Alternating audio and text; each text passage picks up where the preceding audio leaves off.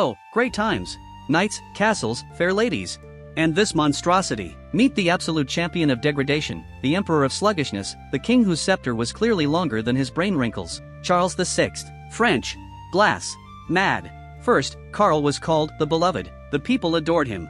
And do you know why weak rulers are loved? Because they are quiet.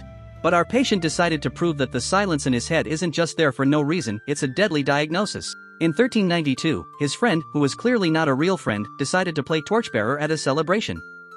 He brought the fire too close to the king's head. Sarcastically, and boom. Suddenly, all the fuses in Charles's brain blew out. He's having his first fit of rage. What does a normal, sane person do? Goes to sleep. And what does this genius do?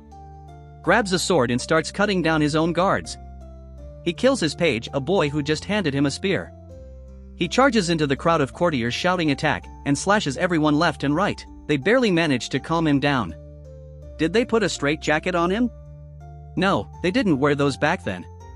They simply decided the king had a fever. A couple of years passed, and the fever turned into, well, you get it. So, the symptoms. Point 1. Glass madness. Karl genuinely believed that his backside was made of Venetian glass. Quote from search results. He was afraid to sit on the throne so as not to break his royal vase. He ordered iron rods to be sewn into his trousers so that, I quote, he wouldn't shatter into pieces from a draft.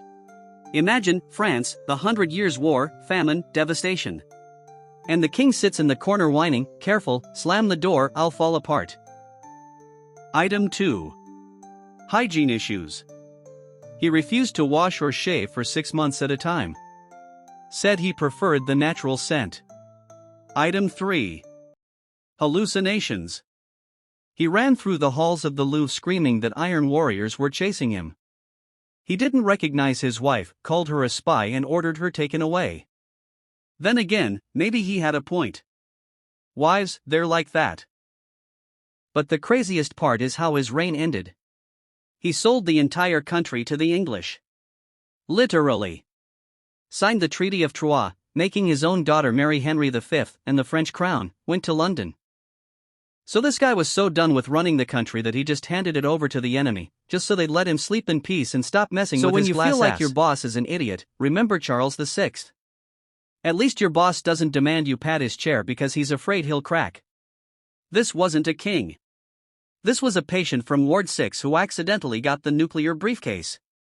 Subscribe at next episode, we'll look at the guy who thought he was made of dough.